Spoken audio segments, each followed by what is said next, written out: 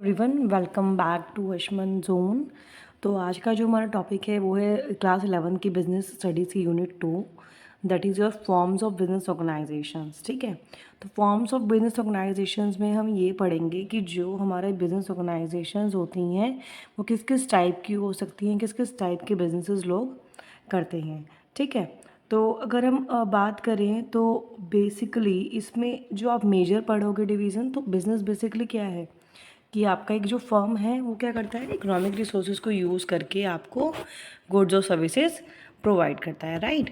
तो अगर कोई भी अपना बिज़नेस प्लान करने के लिए प्लान कर रहा है या फिर बिज़नेस को स्टार्ट करना चाहता है, तो उसको सबसे पहले ये डिसाइड करना होगा कि वो कौन सी फॉर्म में बिज़नेस को करता है। ठीक है, राइट। तो the most appropriate form is determined by, अब कौन सी फॉर्म लेनी है, कौन सी फॉर्म एक्सेप्ट करनी है, उसके लिए हमें देखना पड़ेगा कि किस किस टाइप की फॉर्म्स होती हैं और क्या क्या एडवांटेजेस और डिसएडवांटेजेस वो अपने साथ लेकर आती है। ठीक है, तो सबसे पहले जो मेजर आपका क्लासिफिकेशन है बिजनेस ऑर्गेनाइजेशंस का, वो है आपका sole proprietorship, joint Hindu family business, partnership, cooperative societies and joint stock company.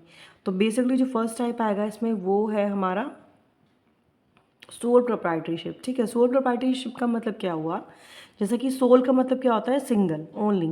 तो ये वो आपकी ऑर्गेनाइजेशन है, वो फॉर्म है जिसमें सारा कंट्रोल जो होता है वो एक ही इंडिविजुअल के हाथ में होता है, इंक्लूडिंग रिस्क एंड प्रॉफिट। ठीक है, इसमें सारा जो मतलब प्रोप्राइटर का मतलब क्या हो, सोल मतलब ओनली और प्रोप्राइटरी मीन्स ऑनर। तो ओनली आपका सिंगल एक ऑनर होगा ऑर्गेनाइजेशन का और उसके पास ही सारे राइट्स होंगे। ठीक है, सारे आप प्रॉफिट होगा, रिस्क होगा, वो सब कुछ वो खुद टैकल करेगा। तो जैसे कि इसके एग्जांपल्स आप ले लीजिए, जैसे ब्यूटी पार्लर्स हो गए, हेयर सैलून्स हो गए, या फिर आपकी नॉर्मल कोई घर के आसपास परचूनिंग के राशन की शॉप है, that is also a kind of sole proprietorship, जिसमें जो एक पर्सन है आपका वो ही रिस्पॉन्सिबल है सारी चीज़ों के लिए, सब कुछ मैनेज करने के लिए। ठीक है, तो उसके फीचर्स बेसिकली कुछ डेफिनेशन देख लीजिए। जो आपकी फेमस डेफिनेशन है, सोल ट्रेडर कौन होता है, it's a type of business unit where a person is solely responsible for providing the capital, for bearing the risk of the enterprise and for the management of businesses. देखो इसमें 3 points बताए गए हैं कि sole trader और sole proprietor वो पर्सन है जो नंबर 1 कैपिटल के लिए खुद रिस्पॉन्सिबल होगा, यानी कि अपने बिजनेस में पैसा लगाने के लिए खुद रिस्पॉन्सिबल होगा। Number 2, for bearing the risk of enterprise, enterprises का जो वो है रिस्क है उसको बियर करने के लिए खुद रिस्पॉन्सिबल होगा। ठीक है, यानी कि अगर कुछ लॉस होता है तो वो भी उसकी खुद की रिस्पॉन्सिबिलिटी होगी। और साथ ही साथ मैनेजमेंट ऑफ बिजनेस, जो बिजनेस है उसको मैनेज करने का भी रिस्क उसके पास ही होगा। तो ये बेसिकली आपके कितने हैं, 3 पॉइंट हैं इसमें। ठीक है, सो राइट। अब सेकंड डेफिनेशन देखो, the individual proprietorship is the form of business organisation at the head of which stands as an individual as one who is responsible, who directs its operations and who alone runs the risk of the failure. अब एक और definition है, ये JL Honey ने दी है कि individual proprietorship कौन से बिजनेस फॉर्म होती है, ये वो बिजनेस फॉर्म होती है जिसमें कि एक इंडिविजुअल है जो आपका हेड है ऑर्गेनाइजेशन का। ठीक है, और वो ही उसकी ऑपरेशन को करता है और अलॉन उसका रिस्क फेलर जो भी होता है सब उसका होता है। और साथ ही साथ इसमें देखो रिस्क की बात करी गई है, बट मैं एक और चीज़ बता दूं कि जो एडवांटेजेस होंगे, जो प्रॉफिट्स होंगे, वो भी सिर्फ उसमें सिंगल पर्सन ही बियर करेगा, राइट। अब इसके फीचर्स देखो, फर्स्ट है formation and closure. Formation closure का मतलब क्या है, it can be established and close without any legal formalities. मतलब अगर आपको कोई अपना पर्सनल काम करना है तो बेसिक फॉर्मेलिटीज़ को छोड़ के आपको कोई बड़ी लीगल फॉर्मेलिटीज़ की ज़रूरत नहीं है। ठीक है, आप अपने घर में भी अपना, जैसे कि आपने ब्यूटी पार्लर्स देखे होंगे या फिर कोई राशन की शॉप देखी होगी, वो आपकी कहाँ होती है, घर में ही होती है। ठीक है, घर में ही होती है, तो बेसिकली उसके लिए आपको कोई ज़्यादा लीगल फॉर्मेलिटीज़ नहीं करनी होती। Number 2, liability. The liability of the sole proprietor is unlimited. ठीक है, तो जो उसकी लायबिलिटी है वो क्या है, अनलिमिटेड होती है इस ऑर्गेनाइजेशन में। Third, sole risk bearer and profit recipient. ये हम बहुत बार पढ़ चुके हैं कि जो आपका ये जो सोल प्रोप्राइटरशिप होता है उसमें जो पर्सन है सोल ओनर है, एक सिंगल ओनर है, तो ऑब्वियसली बात है रिस्क और प्रॉफिट सब उसी के होंगे। ठीक है, अब नेक्स्ट पॉइंट है इसमें कंट्रोल। जो भी डिसीजंस होंगे या उसको किस तरीके से इम्प्लीमेंट करना है, किस तरीके से क्या चीज़ करनी है, वो सब आपका क्या होगा, ऑनर के खुद के हाथ में ही होगा। नो सेपरेट एंटाइटी, मतलब ऑनर और बिजनेस जो है वो एक तरीके से लॉज की नज़र में सेम है। मतलब अगर कल को कोई कुछ मिसहैपनिंग हो जाती है तो जो ऑनर है या जो बिज़नेस है सिंगली उसको ही पकड़ा जाएगा। ऐसा नहीं है कि आप पार्टनर्स नहीं है ना इसमें, तो ऑब्वियस सी बात है जो सिंगल पर्सन है वही रिस्पॉन्सिबल होगा हर चीज़ के। Next, lack of business continuity. अब बिजनेस सिर्फ तब तक कंटिन्यू होगा जब तक ऑनर चाहेगा। जहाँ उसका मन करेगा कि वो बिजनेस अब कंटिन्यू नहीं कर सकता, वो उसको बंद कर सकता है, राइट। अब नेक्स्ट देखो मेरिट्स क्या हैं इसके। मेरिट्स यानी कि क्या बेनिफिट्स हैं। First, quick decision making. देखो एक सिंगल ऑनर है तो ऑब्वियसली बात है उसको डिसीजन लेने में इतना टाइम नहीं लगेगा। जहाँ पे बहुत सारे पार्टनर्स होते हैं वहाँ पे फिर भी टाइम लगता है डिसीजन लेने के लिए, तो जो सारे डिसीजंस हैं वो ऑनर खुद ले सकता है। Number 2, confidentiality of information. एक जब सिंगल ऑनर है तो इसलिए उसको ईजी है कि वो अपने जो बिजनेस के सीक्रेट्स है वो किसी के साथ शेयर उसको करने की ज़रूरत नहीं है, ठीक है। Third, direct incentive. तो जो भी प्रॉफिट्स होंगे वो अकेले वो एंजॉय करेगा, ये भी एक बहुत बड़ा आपका बेनिफिट है, कोई उसमें शेयरिंग नहीं होगी प्रॉफिट्स में। फोर्थ, सेंस ऑफ अकम्पलिशमेंट, यानी कि जो भी बिजनेस प्रोवाइड उसको उसने करा है अगर वो सक्सेसफुल हो जाता है तो उसको क्या लगेगा कि मेरी को अचीवमेंट हो गया है, या फिर मतलब he will be satisfy. Fifth, easy of formation and closure, यानी कि कोई ज़्यादा फॉर्मेलिटीज़ नहीं चाहिए, लीगल फॉर्मेलिटीज़ जो हमने इसमें पढ़ा, तो इसलिए उसको बिज़नेस को ओपन करना और क्लोज करना बहुत ईजी रहता है। अब इसकी लिमिटेशंस देखो क्या है।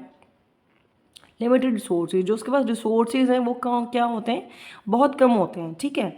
तो उससे क्या होगा, business can be funded from the savings of the owner और मनी बोरोड फ्रॉम फ्रेंड्स और रिलेटिव्स। तो वो क्या करेगा, अगर उसके पास कम पैसा है तो वो अपने रिलेटिव से लेगा या फिर अपने फैमिली से वो ले सकता है, क्योंकि उसके पास क्या है, वो सिंगल ऑनर है तो उसके पास जितना कैपिटल होगा उतना लगा पाएगा, बाकी वो हेल्प लेगा आसपास से। नंबर 2, लिमिटेड लाइफ और बिजनेस कंसर्न। और जब वो अकेला पर्सन रिस्पॉन्सिबल है तो उसकी हेल्थ जब तक ठीक रहेगी वो तब तक ही बिजनेस को कर पाएगा। नेक्स्ट के लिए, बिजनेस के लिए ऑब्वियसली बात है एक अलग ऑनर को आना पड़ेगा, या फिर अगर उसकी फैमिली में कोई कंटिन्यू करना चाहेगा तो वो करेगा। बट राइट नाउ एक सिंगल पॉइंट ऑफ टाइम की हम बात करें तो वो सिंगल पर्सन ही लिमिटेड होता है उसको चलाने के लिए, तो at least he is the responsible for that. Number third, unlimited liability.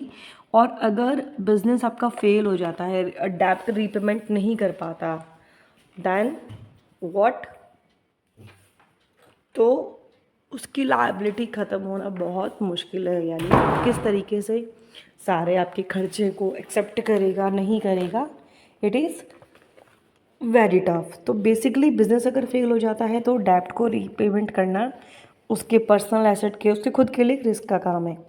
Last है लिमिटेड मैनेजरियल एबिलिटी।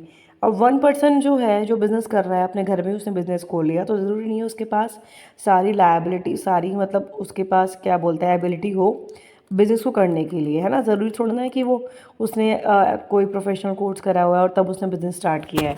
नहीं, उसने अपने घर में स्टार्ट किया तो उसके पास ज़रूरी नहीं है कि मैनेजिंग एबिलिटी हो। तो ये हमारा फर्स्ट क्लासिफिकेशन था, which is your sole proprietorship. कि सोल प्रोप्राइटरशिप का मतलब सिंगल ऑनर अगर बिजनेस करता है तो उसके क्या क्या फीचर्स होते हैं, क्या मेरिट्स होंगे, क्या डीमेरिट्स होंगे। अब नेक्स्ट है हमारा जो बहुत पॉपुलर है और बहुत पुराना है, that is joint Hindu family business. कौन सा?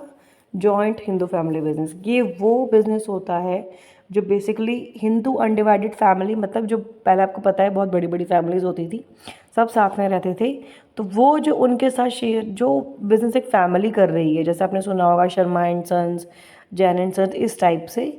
तो ये जो हिंदू अनडिवाइडेड फैमिली होती है वो उस बिज़नेस को चला रही है, ठीक है। और उसमें क्या पॉसिबिलिटी मानी जाती है कि जो 3 सक्सेसिव जनरेशन है, 3 आने वाली जो जनरेशन्स हैं वो इस बिज़नेस को तब तक चला सकते हैं, ठीक है। और इसमें क्या होता है, जो बिज़नेस कैसे कंट्रोल करा जाता है, इसमें बिज़नेस कंट्रोल किया जाता है जो एल्डेस्ट मेंबर होगा फैमिली का, ठीक है, जिसको हम क्या बोलते हैं, कर्ता। और जो बाकी सारे मेंबर्स होते हैं उनका उस बिज़नेस पे इक्वल राइट होता है, ठीक है, जिसको हम क्या बोलेंगे, को पार्टनर्स बोलेंगे इसमें। अब देखो इसके फीचर्स क्या है। सबसे पहले फॉर्मेशन की बात करें अगर हम तो हिंदू अनडिवाइडेड फैमिली जो है बेसिकली उसके लिए 2 फैमिली मेम्बर होने चाहिए जिनके पास अपनी एंसेस्ट्रल प्रॉपर्टी हो, यानी कि अपने पूर्वजों की प्रॉपर्टी हो।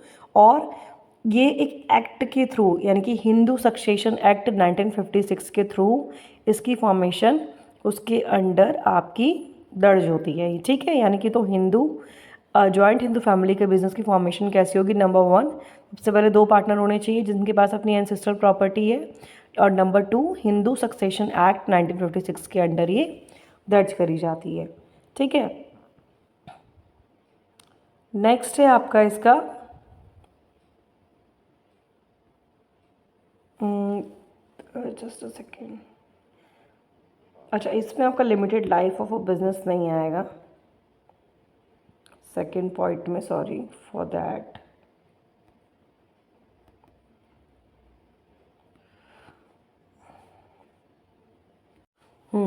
नेक्स्ट पॉइंट है इसमें लायबिलिटी।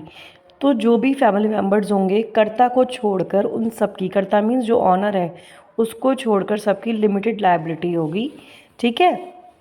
मतलब उनके बिजनेस प्रॉपर्टी में शेयर के अकॉर्डिंग उनकी लिमिटेड लायबिलिटी होगी, ठीक है। थर्ड देखो, control. All the activities business organisation control by the karta. सारी एक्टिविटीज़ किस, इसमें ऑनर कौन होगा? जो फैमिली का हेड है, तो इसमें कौन होगा? कर्ता के कंट्रोल में सारी चीज़ें होंगी। नेक्स्ट है कॉन्टीन्यूटी, ठीक है। अब जब सारे फैमिली मेम्बर्स कंटिन्यू हो सकते हैं कि अब हमें नहीं करना आगे बिजनेस, तो तब तक वो बिज़नेस चलेगा। और जब वो डिसाइड करेंगे कि नहीं हमको नहीं करना, तो फिर वो कंटिन्यूटी उसकी वहीं ख़त्म हो जाएगी, ठीक है। So it's up to the family members of the business. अब नेक्स्ट है माइनर मेम्बर्स। माइनर मेम्बर्स कौन होंगी? जो उस फैमिली में पैदा हुए हैं उनका उस पर पूरा कंट्रोल होगा। अब नेक्स्ट देखो मेरिट्स। इसके मेरिट्स क्या होते हैं? फर्स्ट है आपका इफेक्टिव कंट्रोल। तो जो करता है, यानी कि जो head of the family member है, उसका सबसे ज़्यादा इफेक्टिव कंट्रोल होगा, उसी की डिसीजन मेकिंग वहाँ पे फॉलो करी जाएगी। Next, continued business existence. Business तब तक कंटिन्यू होगा जब तक फैमिली के सारे मेम्बर चाहेंगे, और जो कंट्रोल है नेक्स्ट मेम्बर तक ट्रांसफ़र होता है, तब तक वो बिज़नेस, मतलब अगर बाई चांस जो करता है फैमिली का, जो एल्डर मेंबर है, उसकी डेथ हो जाती है, तो वो अनदर एल्डर मेंबर पे ट्रांसफ़र हो जाएगा, ठीक है। अब थर्ड पॉइंट है इसमें लिमिटेड लायबिलिटी ऑफ मेंबर्स। तो जो मेंबर्स हैं, फैमिली मेंबर्स हैं, वो क्या करेंगे? उनका जो बिज़नेस में शेयर है उसके अकॉर्डिंग ही उनको प्रॉफिट एंजॉय कर सकते हैं। Increase loyalty and cooperation. अब जब फैमिली मेम्बर्स एक साथ काम कर रहे हैं तो ऑब्वियस सी बात है उनको एक दूसरे पर विश्वास होगा, है ना, बिलोंगिंगनेस होगी आपस में, ठीक है। और उन सबका ऑब्जेक्टिव क्या होगा? कॉमन ऑब्जेक्टिव होगा कि जो हमारे कंपनी है, जो हमारा बिजनेस है, ग्रोथ करे। अब उसकी कुछ डीमेरिट्स भी होते हैं, जिसमें फर्स्ट है आपका लिमिटेड रिसोर्सेज। अब बिजनेस जो है, बेसिकली जो बिजनेस का फंड है वो एंसेस्ट्रल प्रॉपर्टी के थ्रू किया जा रहा है, तो जहाँ तक उनके पास पैसा है वहीं तक वो उस बिज़नेस के पास उतना ही रिसोर्स होगा जितनी उनके पास एंसेस्ट्रल प्रॉपर्टी है, ठीक है। नेक्स्ट है अनलिमिटेड लायबिलिटी ऑफ द कर्ता। तो जो कर्ता की जो पर्सनल प्रॉपर्टी है वो ऑब्वियस सी बात है रिस्क पर है, क्यों? क्योंकि उसने बिजनेस में लगाई है, तो उसका क्या चलेगा, बिजनेस कितना प्रॉफिट होगा, उसके अकॉर्डिंग डिपेंड करता है। थर्ड, डोमिनेंस ऑफ द कर्ता। जो head of the family members है, जो बिजनेस का भी हेड है, वो अदर मेम्बर्स को डोमिनेट कर सकता है और कन्फ्लिक्ट की सिचुएशन भी अराइज हो सकती है। नेक्स्ट पॉइंट है आपका लिमिटेड मैनेजरियल स्किल्स। कर्ता जो है उसके पास मे बी इतना नॉलेज या प्रोफेशनल स्किल्स ना हो बिजनेस को चलाने के लिए। तो ये 2 हमने पार्ट कर लिए कंप्लीट। अब नेक्स्ट में हम करेंगे थर्ड इसका, पार्टनरशिप और corporate societies. Thank you so much.